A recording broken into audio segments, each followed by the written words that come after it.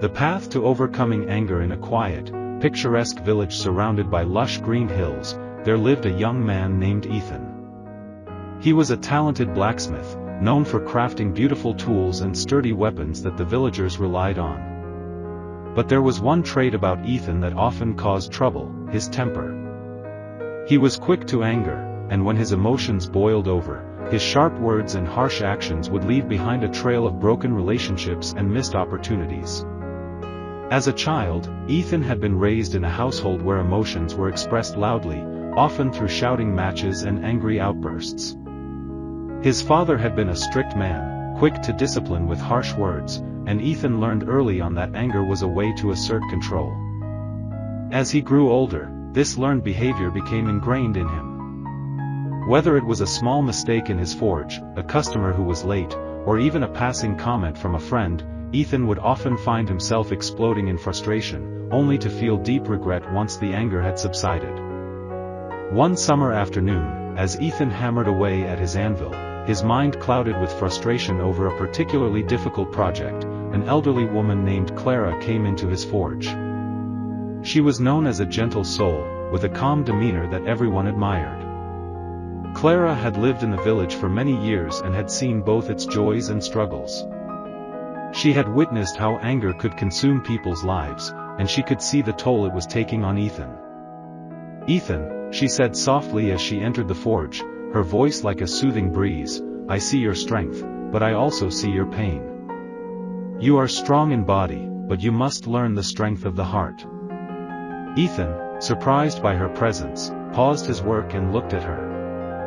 There was a sense of warmth in her eyes, a peace that he longed for but couldn't seem to find. He wiped the sweat from his brow and sighed. "I can't help it," he admitted. "Whenever something goes wrong, I lose control. I know it's wrong, but I can't seem to stop it." Clara smiled gently and took a seat by the fire. "Anger is a fire, Ethan. It can burn brightly, but it can also consume everything in its path. I know it's hard, but there are ways to overcome it.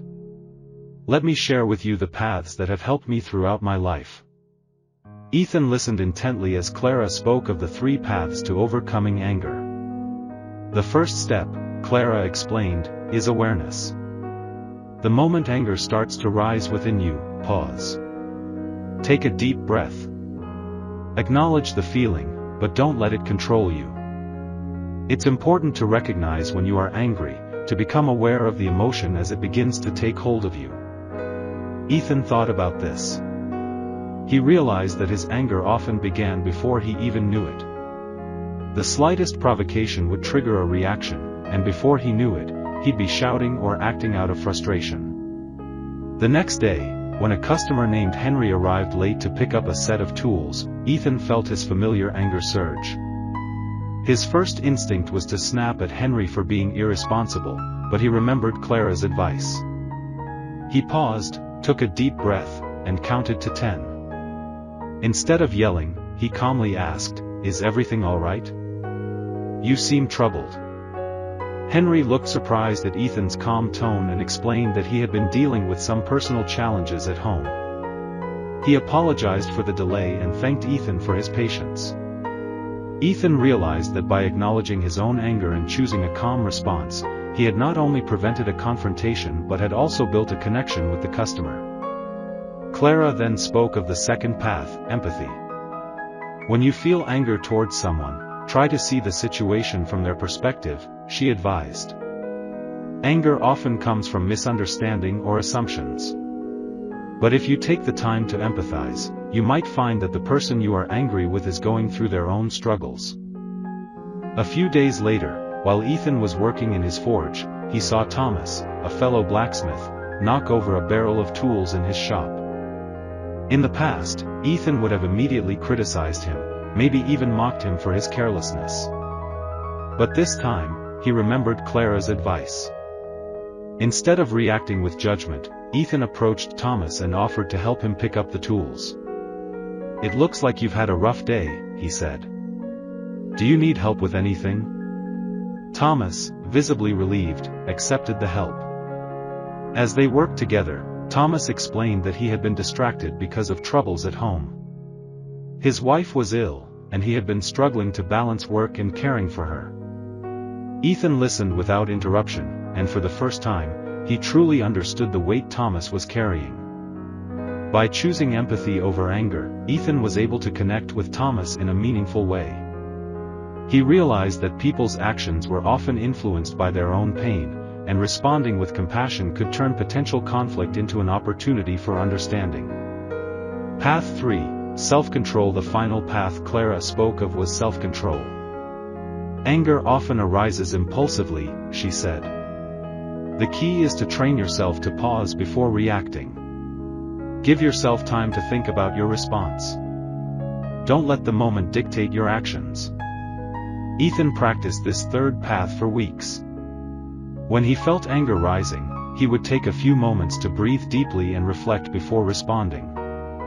Whether it was a small mistake at work or a comment from a friend, he learned to take control of his emotions rather than letting them control him. One afternoon, while walking through the village, Ethan overheard a conversation between two villagers, Alice and Robert, who were arguing loudly over a piece of land. The old Ethan would have stepped in, ready to defend one side or another, but instead, he paused. He watched the argument unfold, but this time, instead of rushing in, he waited. Finally, after the argument had cooled, he gently approached them and said, "It seems you both care deeply about this land. Maybe there's a way to share it, so both of you can benefit. Would you be open to finding a solution together?" Alice and Robert, surprised by his calm suggestion, agreed to talk it through. What could have been a bitter dispute was resolved peacefully, and Ethan felt a sense of pride in his ability to stay calm and offer a solution rather than adding fuel to the fire. The transformation months passed, and Ethan's transformation was noticeable. The villagers who had once avoided him now sought his company.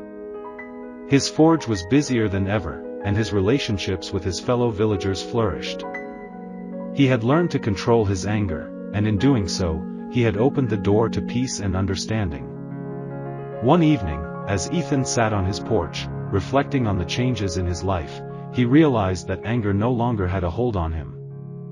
He had learned that it was not the anger itself that was the problem, but how he chose to respond to it. By practicing awareness, empathy, and self-control, he had become a stronger, wiser person. As the sun set behind the hills, Ethan thought of Clara and the wisdom she had shared with him.